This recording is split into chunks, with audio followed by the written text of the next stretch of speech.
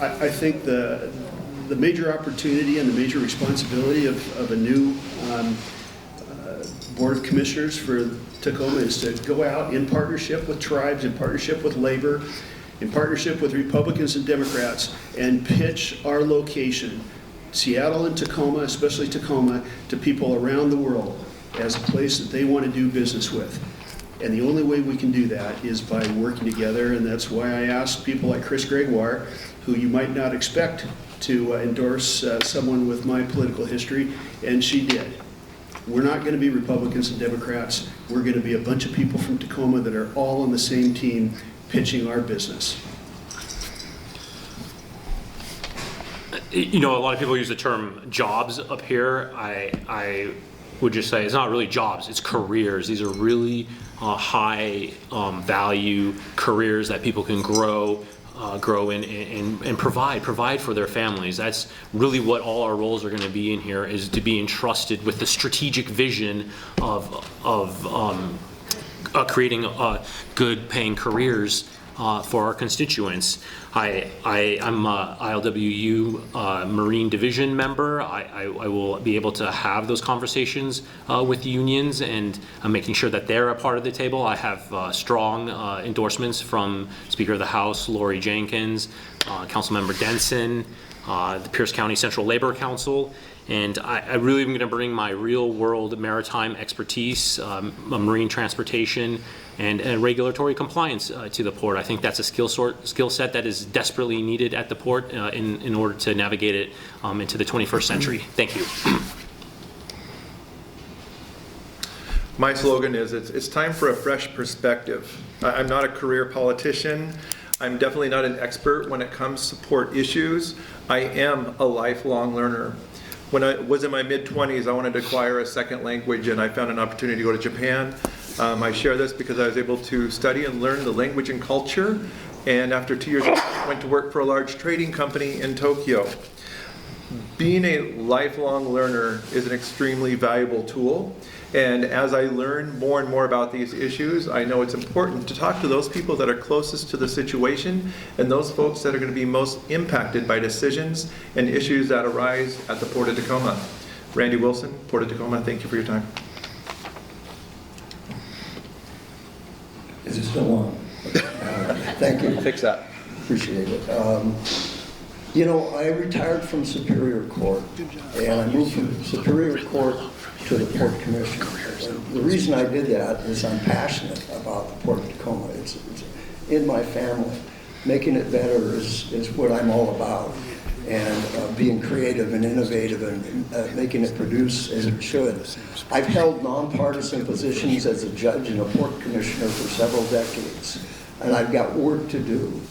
I'm proud to have the endorsement of the longshore workers, bipartisan support, including Christine Gregoire, Pierce County Prosecutor Mary Robnett, Commissioners Kristen Eng, Don Meyer, Connie Bacon, Claire Petridge, State Representative Mari Levin. I'm proud to have that endorsement. I'm proud to have the endorsement of Toby Murray, business people like Skip Smith.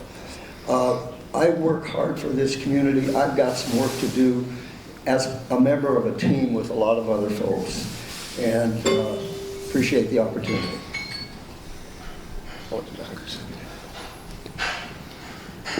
Let's give them all a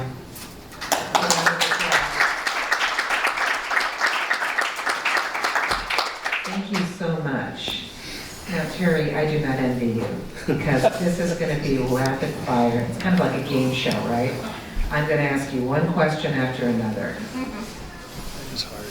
Can I just say one thing first? Absolutely. So, District 5, Port of Tacoma is in my district, and from talking to folks, and I'd like to talk to you guys about this offline afterwards, but I understand that connecting Frederickson down to the Port of Tacoma, finishing the Canyon Road extension is huge for the port, and I'd like to get you guys' perspective on that, why that's important, and how we can help as a council to make that happen.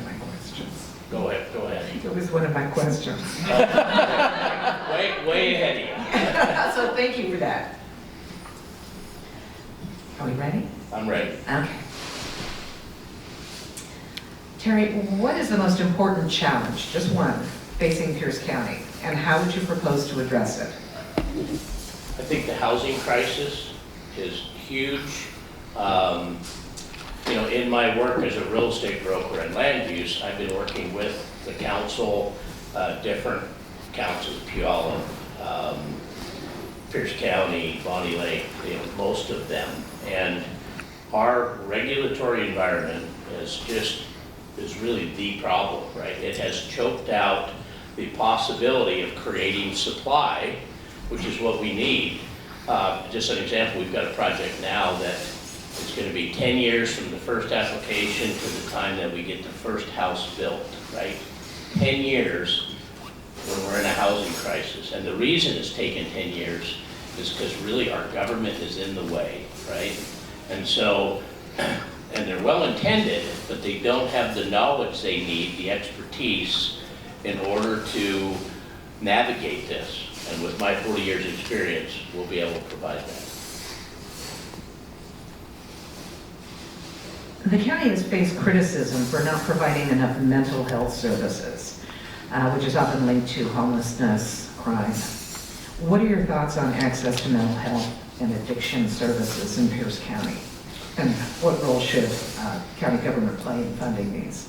So I'm not an expert in mental health, or now I have a lot of experience in the homeless. We've been part of the team trying to create opportunities, and there's really two philosophies on homelessness, right? It's a lack of roofs. If we have roofs, there's not a homeless problem. The other philosophy is the reason we have homelessness and the mental health issues really has to do with the loss of family, community, and hope.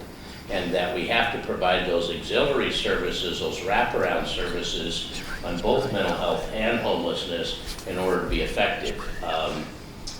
One of the best models, in my opinion, in the entire country is called First Community Village in Austin, Texas.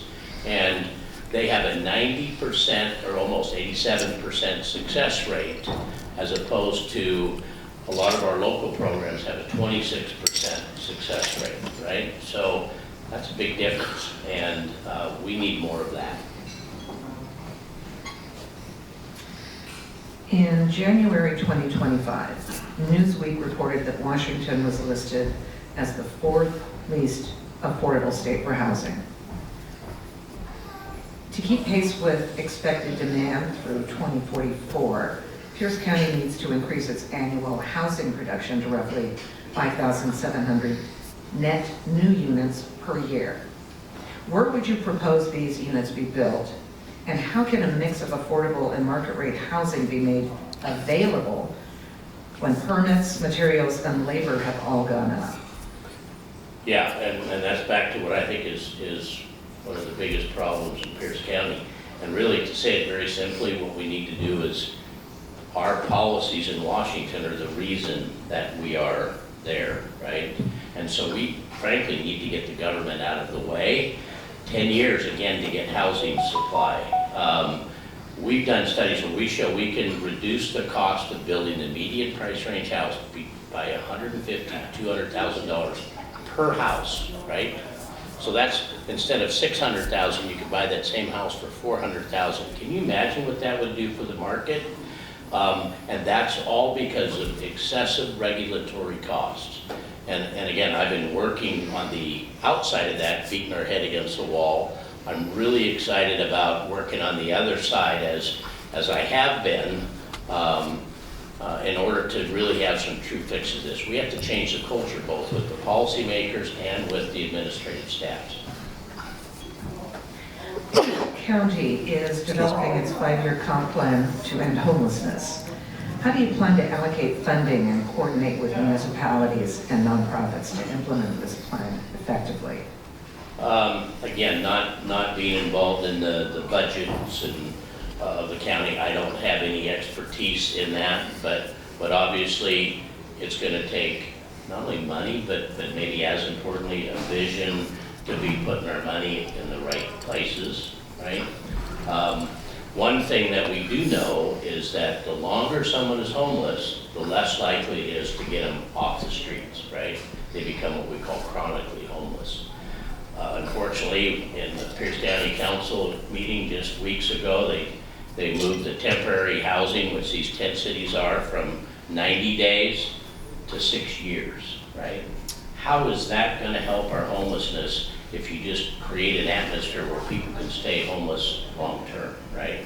So where we get the allocation, the funds, that's something I'm going to have to learn and work with those that are experts in that and the stakeholders. But we need to put the money in the right place is what we need to do. Thank you. The Lakewood Library was closed and reopened in a temporary location.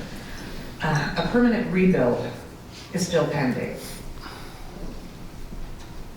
How will you ensure funding and a clear timeline for libraries and public facilities in underserved areas? Again, don't have specific experience in those elements, right? And so, again, it's going to be a matter of me working with others to learn how best to do that. Again, it's create a vision. Where do we best spend the money? I think that's one of the key things. It's not just how do we throw money at things. How are we effective? How are we good stewards so that money is well spent, right? The county has created a farm advisory commission covering tens of thousands of acres. How will you balance farmland preservation with residential and commercial development? Oh boy. Yeah, therein lies a challenge, right? We've y'all in particular, they have a heritage of farmlands and bull farms and things, but then also we have a need for growth and housing and all of that. It is a challenge. I think the thing is to come into that with an open mind, right? Get the stakeholders in, get a knowledge of the facts. The tagline of my company is that expertise matters, right? Because it does. And so my entire career is about when you see a problem, let's become an expert on that problem, and then let's look at it holistically, right? And then let's figure out how to fix it. But that's a tough issue. That's a tough issue. Rapid growth in Spanaway and Frederickson is clearly straining our public services. How will you address infrastructure needs while maintaining livability for the residents? Well, again, back to the question for the port, the connectivity, north-south corridor, Canyon Road extending through. Frederickson was built on the promise that not only you'd have that north-south corridor, but the east-west corridor, which is 176 cross-base highway and plugging into I-5. That whole Spanaway Parkland corridor has been choked because it's a long way to get anywhere, right? You've got to go all the way around. That creates more traffic problems, all of that. And so we have to make infrastructure a priority, right? And again, it's not that there's not money out there, it's where are we spending it, right? Just like any budget. And so we need to make infrastructure more of a priority and get creative and start doing a better job of private and public partnerships, right? I could spend the rest of the day here talking about how that alliance is broken and there are ways to fix that. I couldn't wait for you to do that. I was Favorite part of my day. Here's your final question. Discussions continue about potential incorporation of unincorporated areas like Spanaway and Midland. Do you support incorporation or annexation efforts? And what would be the impacts on services and taxes? So yes and no, right? Oftentimes when these communities say, oh, we want to annex in, Edgewood is a perfect example years ago. Their whole purpose of annexation was we wanted to maintain this kind of rural community. Once they get annexed, they go, oh, we got to have a police department, we got to have fire, we got all this stuff we need lots of money. We need a tax base to do that. So what they did is create, now they've got huge apartments and now they're exactly what they thought they incorporated not to be, right? And so I caution them, what's really your goal and objective, and is that what we're gonna achieve, or we're gonna end up achieving exactly the opposite, right? Which is what happened in Edgewood and then others. So it's not a simple answer, yes or no. It's making sure that they understand the unintended consequences, right? Thank you for that. I'll give you a minute for closing. Okay, again, Terry Wise, running for Pierce County Council District 5. I'm doing this not because I want to be a politician or want to run for public office, but I'm doing it because I feel called to serve. I feel like my skill sets, my knowledge, my experience is exactly what Pierce County needs. And so I'm giving one for the team.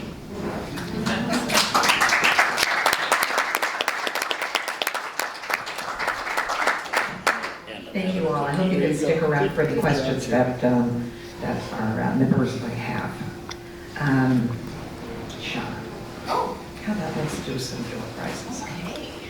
Well, I put a card in there, so I'm probably biased, right? I'll be sure to pick mine up. Okay, let's do a dozen donuts from the original House of Donuts.